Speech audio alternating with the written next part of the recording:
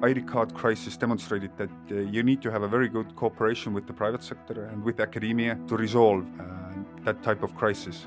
The cooperation was very good with the private sector. They were very well involved, and the way to manage or the way to lead a crisis is to build networks, to build partnerships, and then to lead as a equal around the table, not from a commanding, not like in the military hierarchy, but you're just in the same level of everybody else, and you have to get them to run on the same direction. So it requires different leadership skills.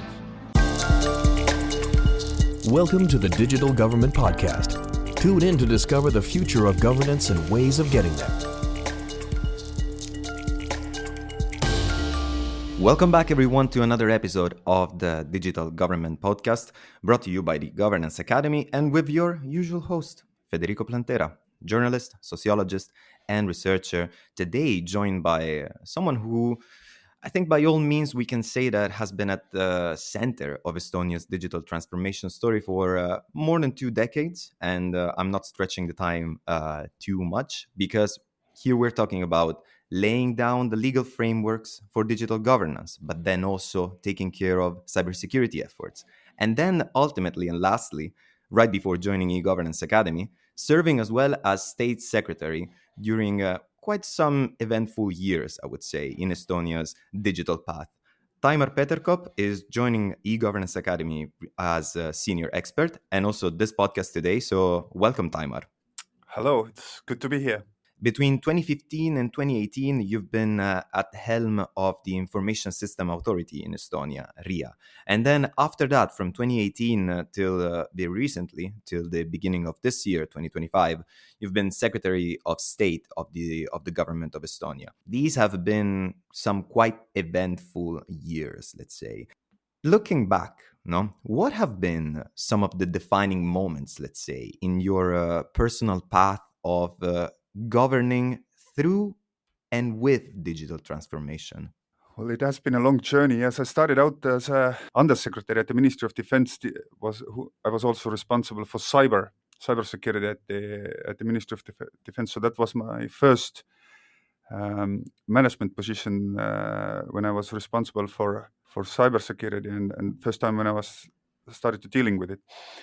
But the first time I remember when I came in contact with cybersecurity was when I started to work as a diplomat in 2008 in Washington, D.C. And I was asked to speak at the conferences about the Estonian experience in 2007 cyber attacks. And I said, well, I don't know anything about cyber, and what can I say? And then I learned everything I could about the cyber attacks in 2007, and then started to speak in those conferences in US. And then I learned that in the land of the blind, even the one-eyed man is the king. So I think it's important to talk about it because it's cyber and digital. It's sometimes it's so mystified, but it's not that complicated actually. So if you take your time to get into it, then it's nothing special. Everybody can do it, even me. And the similar experience I had when I started to run the Information System Authority. I was very excited and also nervous on my first day, because it's the most important, biggest IT house in Estonia. All the core digital systems are run by it. So on my first day, on my first meeting, they couldn't get the PowerPoint working. And I was thinking that this is just like any other enterprise, that they cannot, even the IT guys here, the most competent IT guys here, cannot get the PowerPoint working. But otherwise, of course, the ID card crisis was on the one hand, I learned that what I've been practicing so far has been right, and that my instincts how to prepare Information System Authority for something like that has been right, and we managed to deal with the crisis successfully. So that was one of the probably most defining moments in my life. But the last thing I wanna mention is as a state secretary last year, I created a position of a AI advisor. We adopted the AI action plan, how to implement AI in government office. We educated most of the people working at the government office on how to use AI, and we we launched 2 projects on where we can implement AI in our processes, tailor-made for us tools. So it has been a very interesting journey over the past almost 20 years. You know. Yeah, the past almost 20 years, but then if we also if we want to shorten the time frame a little bit, let's say, then you mentioned the cybersecurity attacks of 2007, no? But I would say that those are usually regarded, or at least that's what I often hear, as a little bit the origin story of the increased awareness about cybersecurity and cyber defense, let's say, for what concerns Estonia. But then if we look at even like more recently in terms of time frame, the last 7-8 years have been quite eventful in Estonia, not just in terms of digital development that happened throughout this time, but also in terms of actually like challenges and crisis indeed that we had to face in that sense. You have mentioned the ID card crisis in 2017. I have mentioned the COVID-19 pandemic. And let's not forget, obviously, about Russia's aggression to Ukraine even more recently. One thing that then I would like to ask you is, what did these crises somehow, quote unquote, teach you? Allow me to use this term in terms of digital governance, but also more specifically about leadership under pressure. Hmm. Well, let's start with the ID card crisis. I think it taught me and the wider public, hopefully as well, that it demonstrated how we are depending on one technology. That there is a chip on a card, and if there's a security risk on that chip, then the entire our digital society is under threat. And it wasn't a cyber attack. It was a faulty chip. But it's just that the dependency on technology, I think it demonstrated to everybody and to myself as well. We can read about it, we can talk about it, but when you experience that in a population with 1.3 million people, like Estonia has, 800,000 cards need to be replaced, then it demonstrates the impact we had. The second, to resolve the crisis, we did it together with the private sector, with academia. And that's the completely different approach that we've had to crisis management so far. It has been very state-centric, but the ID card crisis demonstrated that you need to have a very good cooperation with the private sector and with academia to resolve that type of crisis. And this model I've been preaching and trying to implement in other aspects of our crisis management system as well. That Estonia is a very small government. We cannot even discuss it whether to have a large government or a small government. Ours is a very small government. We have to cooperate with the civil society, with the private sector, in order to be successful. And the ID card crisis demonstrated that the cooperation was very good with the private sector. They were very well involved, and the way to manage or the way to lead a crisis is to build networks, to build partnerships, and then to lead as a equal around the table, not from a commanding, not like in the military hierarchy, but you are just in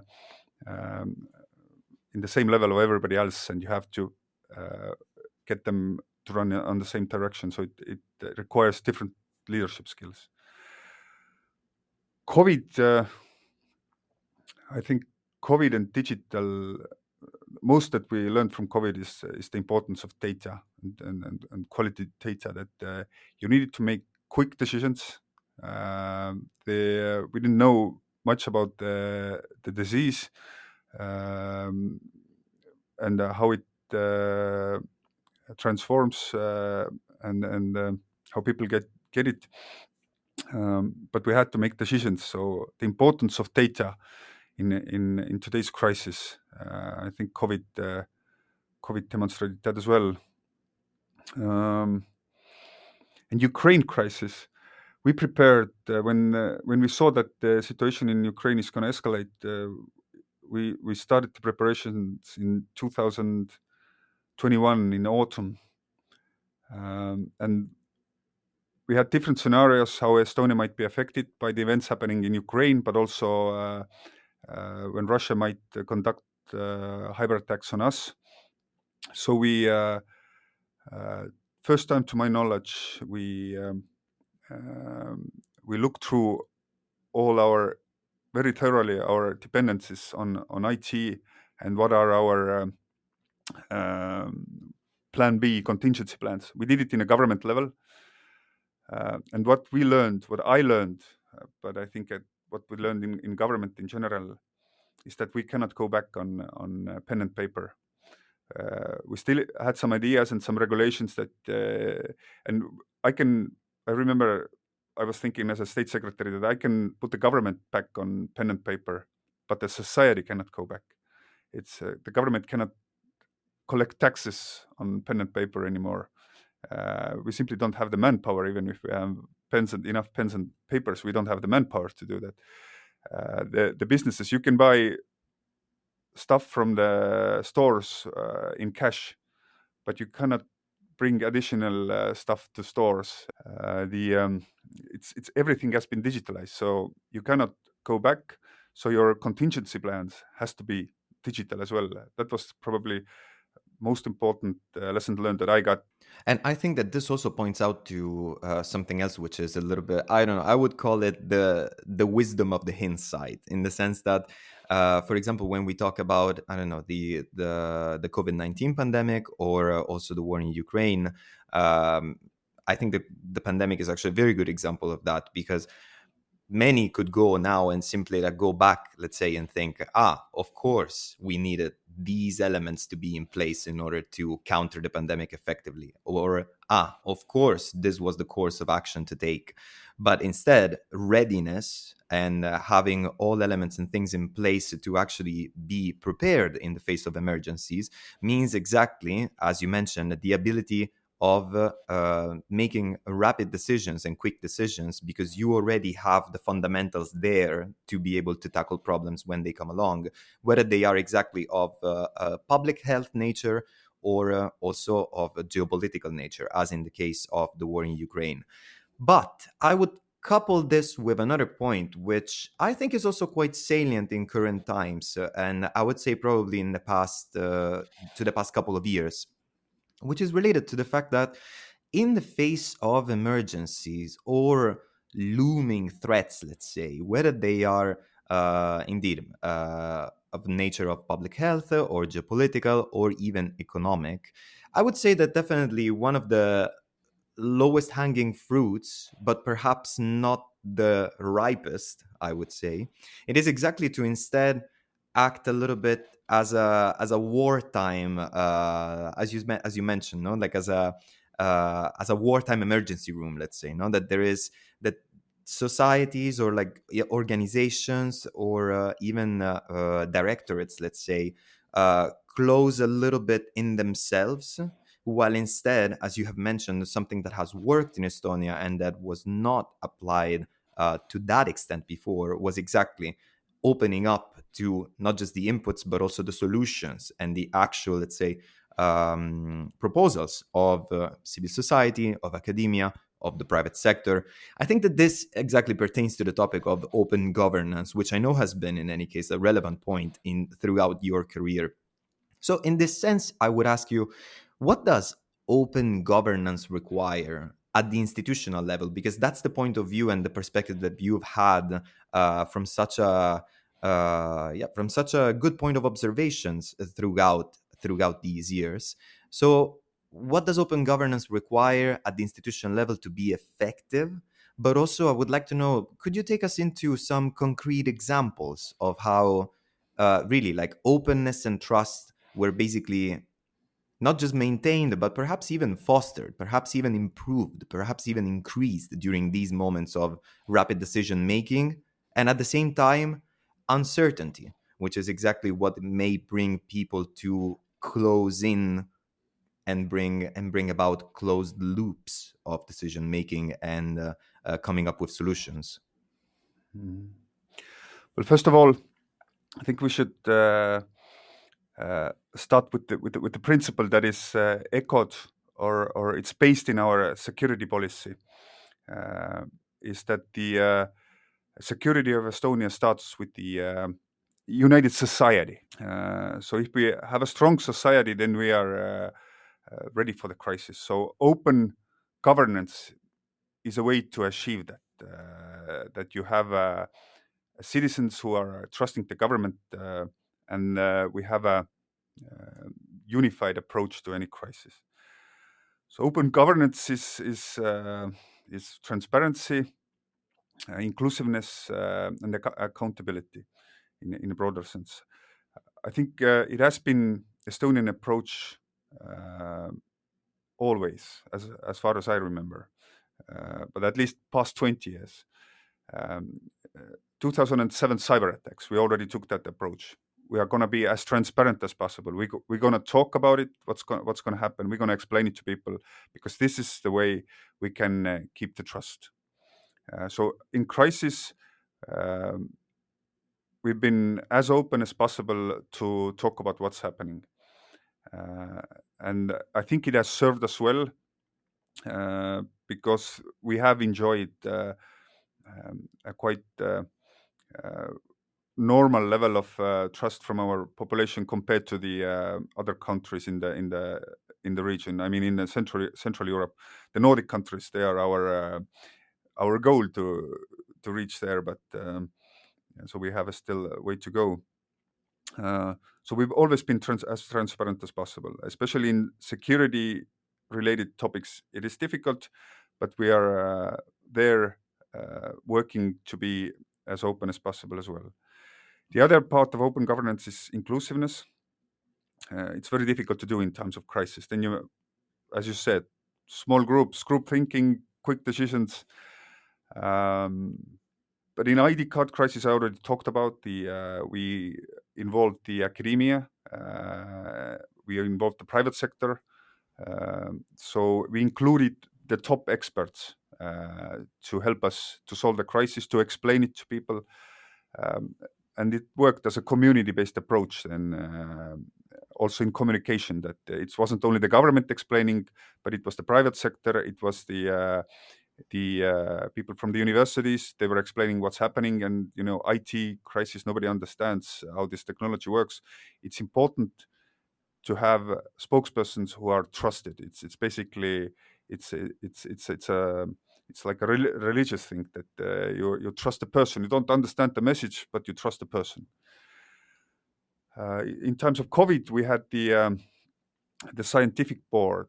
We had a council of scientists, not only medical doctors or those people who understand viruses, but also social scientists, data scientists, who advised the government on what action to take, and then also acted as spokespersons. So again, we had inclusiveness, openness, and it helped somewhat. But of course, we had a lot of those lessons learned, that how not to do things from COVID as well, especially when it comes to communication. And it's difficult to handle a single unified communication from a government side if you have politicians who are competing with each other, and they want to be first to talk about everything. And in Ukraine, we've learned the power of civil society, both how civil society has acted in Ukraine, but also in Estonia, how civil society has supported Ukraine. And in order to keep the government and the civil society walking in the same pace, and singing the same tune, we have to be as open as possible. So in defense and security related matters, we have to be more open as we've been so far. Yeah, I like the point that you brought up about the importance and the relevance of institutional trust, because indeed, like notably historically, like it has been widely researched in social sciences that the levels of institutional trust, so the levels of the trust that people put in a series of institutions, those could be the president of the republic, the police, the healthcare sector, the government, the ministries, or the ministers themselves.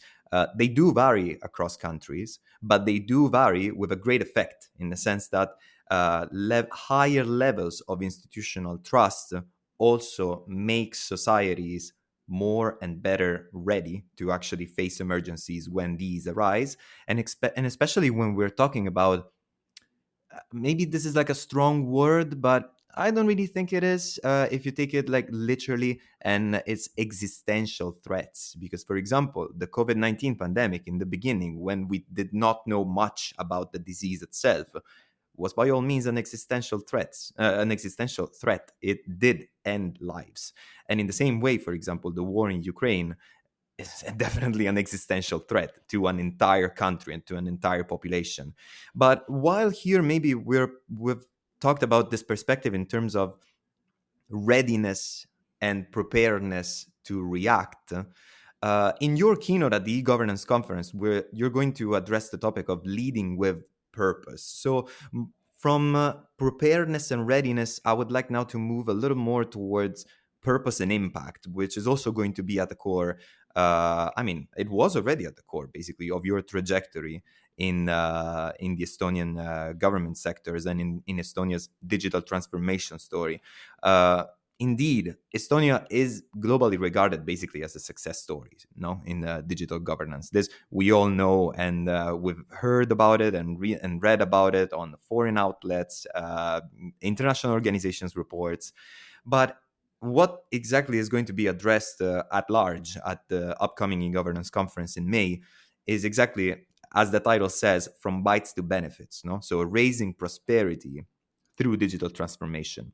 How do we ensure that digital transformation does not just stay at the level of, I don't know, technical solutions and infrastructure, let's say? You have mentioned before, yeah, but actually then also translates into long-term public value and economic resilience, because it is not just about the devices that we use. It's somewhat difficult to answer because there is so much to do, so much you need to do in order to ensure that. I think the most important part is to get the leadership mindset right. It's all starts with our leaders, political leaders, but also senior civil servants. So they need to be comfortable with technology. They need to understand the opportunities that the technology offers, the use of technology. They need to have this mindset that is very difficult to find in public sector. That you have this innovation culture, that you are ready to experiment. You're willing to take risks. If you get it wrong in public sector, you are basically executed by the media or by the politicians. But in spite of that, you have to foster this culture, and we're working a lot in Estonia on that. We should have that culture, and I think compared to some other countries, we are doing quite well. But compared to private sector, there is a lot of room for improvement. But also with politicians, and a lot of the success of Estonia is based on not only the competent IT people, but the competent politicians and the politicians who trusted the IT people. So the trust between IT people, civil servants, and politicians, if they are in the same room mentally, then that's the basis for success in public sector way. But this is not something that you achieve and then you're there. No, you have to keep working on that all the time. We're a bit behind in implementing AIs because we don't have this political leadership anymore, and it's not enough to have specialists. We have some fantastic projects done in different government agencies, but there is no political leadership. And I think only time the government discussed the implementation of AI thoroughly was when I took this topic to the government floor. So we need all these different elements in place to have a success story, and you need to constantly work on that. The knowledge is there, the leadership is there. How do we put in context then, related to this last point that you just made, the new let me call it new, the new Tiger Leap initiative that we've been hearing about in terms of like bringing AI into the education sector more recently in Estonia? How would you look at that, let's say, within the context of what we're talking about in this moment? That's the perfect example of political leadership we need. And it was the president. It wasn't the executive branch. It wasn't the government. It was the president who came up with that. And hopefully, it serves as an example for us as well, for other branches of government. Yeah, definitely. In any case, the experimentation with AI, but also the further, more than implementation, I would say integration of AI tools and skills related to usage of conscious and ethical usage as well of AI will definitely bring about exactly like real, tangible economic value that people will be able to experience, in my opinion, also like in their day-to-day lives, in the sense, in the way that they simply see that something takes significantly less time or to do, or that maybe actually points to ideas or directions that before were not perhaps considered, let's say, in terms of inputs and framing of initiatives, programs, risk taking as well, as you mentioned. If looking at this new Tiger Leap initiative, let's say, we see that it can uh, tangibly and greatly bring about a real economic value, what could be maybe some other metrics or outcomes, let's say, that throughout your tenures, I would use the plural, in the government of Estonia and in leadership roles, what are some of these other exactly metrics and outcomes that you think best demonstrate that digitalization can drive impact and real economic value and public value at this point? Uh, there are several. Some of them are more specific, some of them are more general. But I think we should start looking at the trust. It's governments are not doing very well with the trust. Trust is declining everywhere in democracies all over the world. It's because it's complicated times, difficult times. The dictatorships, the autocratic systems, they drive. They're doing well. It's the although we cannot trust the numbers that are coming out of those countries, but officially the trust is much better there than in democracy. But in democracy, what can you do then? Be transparent. This we have to do, but offer better services.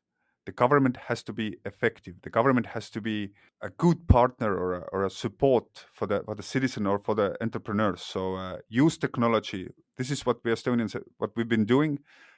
We have one of the most effective countries in OECD when you compare. Of course, Singapore is always doing better, but we're on top there. But it's because of we have harnessed the digital. So use technology to offer better quality services. Ease of doing business for the private sector. It's the less bureaucracy. That's a huge problem here in Estonia, in Europe, that you have so much bureaucracy that it's killing the entrepreneurship of those people who want to do business. So you can measure that how much companies have to deal with government bureaucracy, and then lower that number to put an effort into that. Productivity, of course, it's if you can measure productivity, and this is what you talked about. This is where we can use AI to be more productive, both in public sector and in private sector. And then I don't know how to measure that, but it's very important to deal with it. Is that when you digitalize, that you don't build too complicated systems that are gonna require more and more attention and resources. That you keep it as simple as possible. I think we need to talk about that more, and other countries should think about that when they start digitalizing to build their systems, that they are not too burdensome at the later stage. Yeah, two takeaways next to trust, I think that are definitely like these. One is exactly that increasing productivity does not necessarily mean doing more or like doing more complicated things. This is also like a teaching that comes from, I don't know, like architecture, actually. I remember the Bauhaus saying of less is more, no? For example, sometimes less is actually more. And AI can also help us do that, exactly, like streamline certain processes, see where there are certain like redundancies. I'm not talking about human redundancies. I'm talking about redundancies in processes, and exactly also like in bureaucratic burden. And yeah, and then also I would like now to actually think of another thing that you have mentioned before, which was the fact of uh, in the public sector we're not quite there yet in terms of mindset, in terms of leadership mindset, in terms of bringing forward exactly digital transformation with approaches that actually are driven by purpose. So I would say that we could maybe close with a piece of advice in the sense that I would frame the question as what should governments then stop doing, in your opinion, if they want to lead digital transformation with purpose and measurable impact? And I think that this piece of advice could be actually quite relevant also, for example, to digital government leaders who are working in countries where digital transformation is still emerging or is maybe uneven, exactly, to not replicate basically some, let's call them mistakes, let's call them bottlenecks that have been that we've seen already like in other places. So what should digital government leaders like stop doing, let's say, among the things that you've seen and that you would say no, no, no, no, don't go there? Well, stop is maybe a too strong word, but should be very careful. I would like to say, be very careful. Is people usually don't trust the new solutions, new technologies. So you need to be very careful not to build a big brother, not to use technology to build the government that the people are afraid of. Instead, demonstrate that the government can be more transparent, more effective, and so focus on these positive effects that people would love, and that would make them use the services more, and be very careful when talking about both in your communications, but also developing those tools in democracies that can be used to build a big brother. As we can see in United States, how fast the change can happen from or Hungary or I'm not going to name other countries. No, no, let's That stop there, let's stop there. yeah, yeah, yeah. So, but how fast the tide can turn, and if you build the infrastructure, sooner or later it will be used. So be very careful in developing those tools and focus more on where you can actually make the life of citizens better.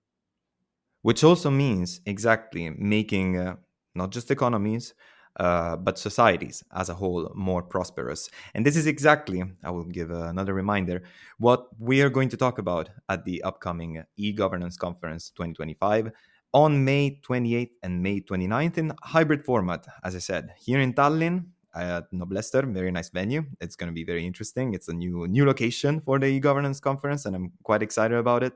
But also can be followed in hybrid format, as I said, online. And Taimar, you will be there with your keynote exactly on leading with purpose. And I can only thank you for having joined us today. It was a very, very interesting chat. Thank you, and see you at the conference. And thanks also to all the listeners who tuned in. For information about the program, the keynotes, the dates, the logistics, everything, you know where to head. You simply need to go to egovconference.ee, and there you will find all information, including also the concept note for understanding even better, let's say, about the general umbrella of from bytes to benefits and raising prosperity through digital transformation. Make sure to look at that. Make sure to tune into the next episode. That's it also from your usual host for today. And see you at the next one. This podcast is brought to you by the eGovernance Academy. Tune in next time.